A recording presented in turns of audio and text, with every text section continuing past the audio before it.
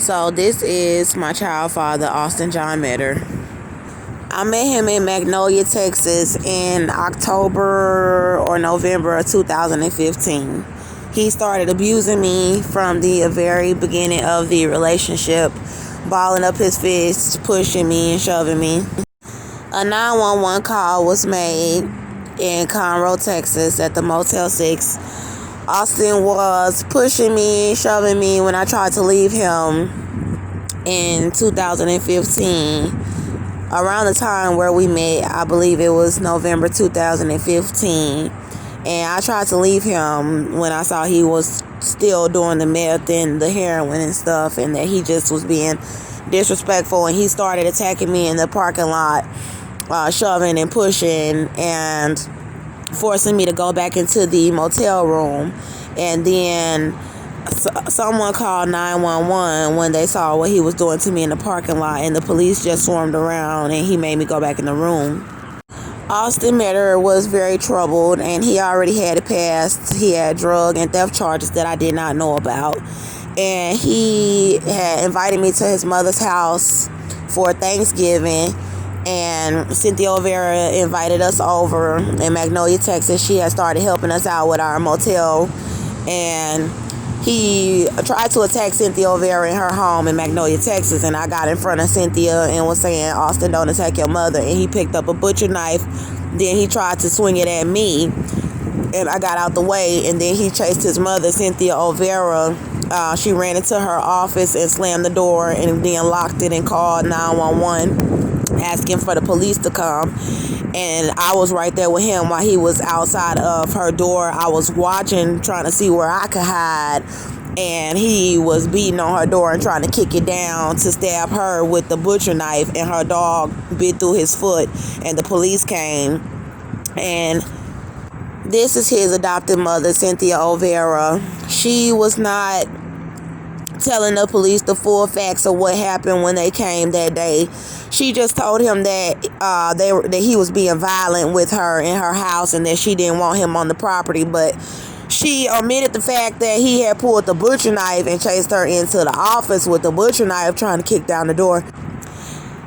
I knew she didn't tell them the whole story, and I kind of wanted to tell them that he pulled out the butcher knife, but I mean, he was my boyfriend, and I was trying to get away from him too at this point, and I was scared. I didn't really know what to do, but she didn't tell him that he pulled out the butcher knife, and the police gave her a 2-year protective order for him not to come on her property in Magnolia, Texas anymore for 2 years, because they had already been out to her house, I believe, several times on different calls for Austin.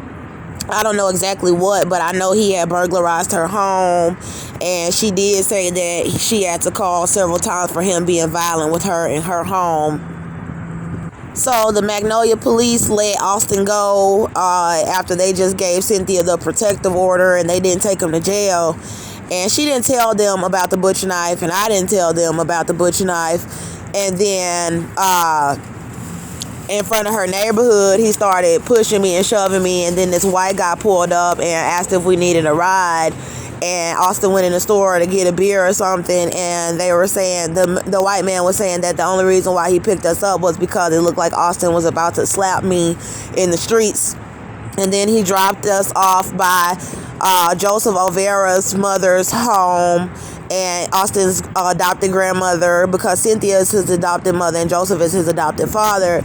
And they dropped us off. He dropped us off over there, and they were saying that we could not come in the house, and I didn't want to, and Austin started assaulting me in front of the O'Vera's house, and his auntie called the police, and then the police showed up and said why was he hitting me, and that he would go to jail if he came back if Austin was still hitting me, and he let him go.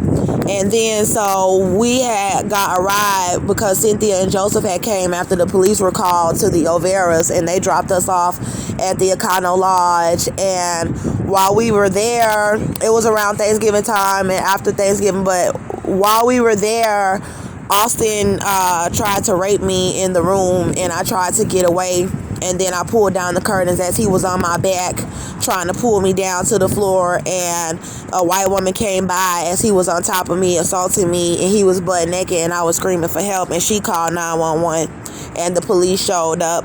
This was in Conroe, Texas. The Conroe police ended up letting him go, and Austin and I moved into 230 Avenue G in Conroe, Texas, a 1-bedroom studio apartment, and he attacked me there. This was in December 2015, so it was only like a month after I met him, a month or two.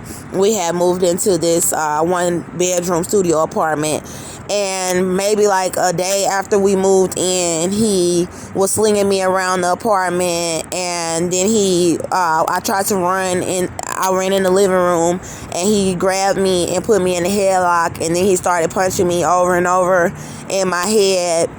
And the neighbor called the police, and he was arrested for assault, family violence, and he was taken to the Montgomery County Jail and charged with assault, family violence. And I didn't want to press charges, and they charged him again while he was incarcerated because he hit a correctional guard, and he was charged with assault on a public servant. So they released him and put him on a felony probation for assault on a public servant. They put him on a 2-year felony probation for assault on a public servant.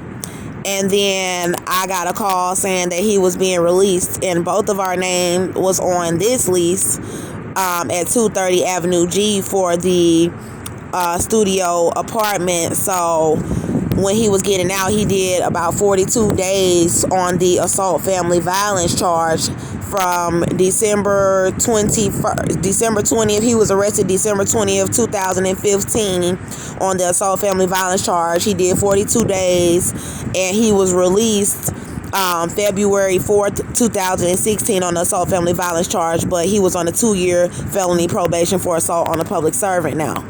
So after he got out, Austin tried to rape me in the home, and the landlord called the police. He had been pulling out knives in the house and threatening to kill himself after he tried to rape me. And when the police came, I let them hear a recording. He was on top of me, and I was screaming, asking him not to try to rape me.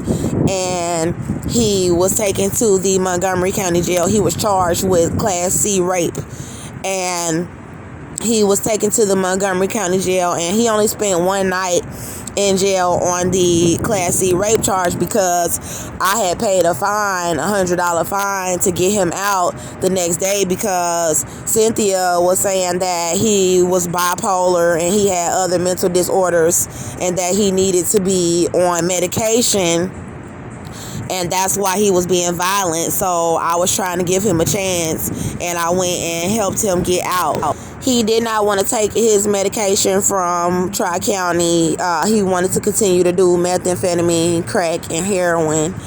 And he was released from the Montgomery County Jail on the rape charge, and he came back into the home at 230 Avenue G, continuing to drink and continuing to cause trouble and be violent with me while I was on my way to work. And he came up to my job being violent with me. He just continued to cause trouble in the neighborhood, and his probation officer found out that he had been arrested on the rape charge, and then his probation officer ordered for him to do 100 days in the Montgomery County Jail for a probation violation since he had gotten the Class C rape charge while he was still on the 2-year felony probation for assault on a public servant. So he was ordered to do 100 days in the Montgomery County Jail by his probation officer consecutively, and they put out a warrant for him to turn himself in at the end of that month, the same month that he had got the rape charge. So he had got out February 2016 in the beginning, and he had caught the rape charge probably by the end of February, and then he was told to turn himself in by the end of March. By this time, I was pregnant by Austin John Metter, and there were times that, it was consensual. We were in love, but he did try to rape me, and there was a lot of abuse.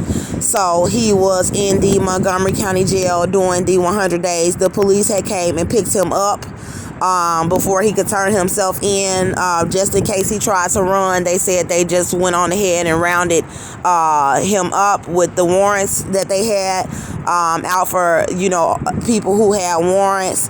And he went to the Montgomery County Jail, and I was evicted from 230 Avenue G because the police kept being called, and the landlord did not want all of that on the property. So I was pregnant on the streets with our son, Melbourne Halo Metter. And I was forced to walk around Conroe, Texas, being denied apartments because I had evictions. And so I finally found us, my son and I finally found us an apartment at 1301 Houston Street, apartment 3 in Conroe, Texas, while Austin was still in the Montgomery County Jail doing the 100 days for the rape charge for a probation violation because he was on the 2-year felony probation for assault on a public servant. And I probably was about 2 months pregnant. So February, March, and by April I was in this new apartment. So I was about 2 months pregnant when I moved into this apartment, and only my name was on the lease. His mother co-signed for me because I had the eviction, but Austin's name was not on the lease. So this is the building 1308, excuse me, not 1301, it's 1308 Houston Street, Conroe, Texas, apartment 3. I stayed at the one upstairs, and he basically came back into my apartment when he was released from the Montgomery County Jail on the 100 days for the rape charge for the 2-year felony probation for assault on a public servant. When he came to my home, he started punching holes all over the walls. He tore the sockets off of the walls. He snatched the light switches off of the walls. His parents had given me a white Grand Am when I was 5 months pregnant for me to drive, for me and my son, and he was kicking the car. He was snatching down the rear view mirror. He was kicking my front door. He punched out the glove compartment. He was still in the vehicle and driving at 100 miles per hour away from the residence. He put me in the hospital about 3 times. I did not know if my baby was alive. I was 6 months pregnant when he got out of the Montgomery County Jail for the probation violation for the rape charge. And he got out July 10th. He got out in July 2016. So he went March, April, May, June, and July, beginning of July, he got out 2016. And I was in this apartment, and I was about 6 months pregnant, going on about 6 months, and he was attacking me and put me in the hospital in my 3rd trimester in my home. He was destroying it. He was throwing beer cans, tearing down the blinds, throwing pots of food, salt, and my neighbors were calling the police. He was flipping over the recliner chairs that his parents gave me, flipping them over in the living room, and he chased me outside butt naked, screaming for help. He was terrorizing me inside of my home, and the police were called by my neighbors.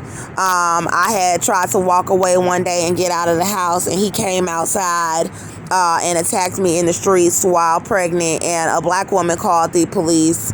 I called the police. I tried to pull off in my vehicle and leave. He jumped on the back of the vehicle and started kicking the window. He rolled on the back of the car and was kicking it with steel-toe boots on, trying to kick in the window as I was trying to drive and get away from him at my property. He continued to abuse me on this property throughout my pregnancy, and he also attacked me at the Ace Check Cashing store in Conroe, Texas, and the manager had to call 911, and the police showed up, and I had a cut on my thumb, a cut on my hand. I was bleeding. They ended up letting him go when I called the police when he was on the back of the car, and I had a temporary protective order from him at 230 Avenue G, but that only was temporary, and I didn't press charges. And so he continued to attack me and be violent. So my dad, Andrew Jones, came to live with us at 1308 Houston Street at apartment 3, Conroe, Texas 77301 when I was, getting closer to my due date. And he was there while Austin was attacking me in the home. And when I was at the Woodlands Hospital getting checked to see how far I was in labor, to see if they would admit me in the Woodlands Hospital, he started being violent with me while we were in the labor and delivery unit. And the nurses tried to come in there and calm him down.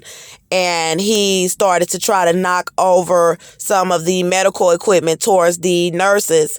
And the security had to come to escort him off of the property. The security guard was asking me if I felt safe leaving with Austin, and even though I was not far enough along for them to admit me, I was in labor when this took place. The nurses from the labor and delivery unit told me that Austin could not be there for the birth of our son at the hospital because he was too violent to have in the labor and delivery unit around babies. My dad was there, and he had to drive me around to different hospitals to see if I could have Melbourne at Conroe Regional Hospital close to my house, because Austin was saying that he was not going to allow me to have my baby there if he could not be there for the birth of our son. So right before I gave birth to Melbourne, Austin had gotten drunk and came into the house late, and he started to attack me, and my dad, Andrew Jones, had to jump in, and he had to fight Austin and hem him up on the wall and punch him in the jaw. And I almost had to pull out a knife, pocket knife, out of my bra and stab Austin in the neck with the knife, because I was pregnant, about to give birth to Melbourne, and there was no way that I could fight him. So when Drew got involved, that pretty much was what saved me from having to stab him.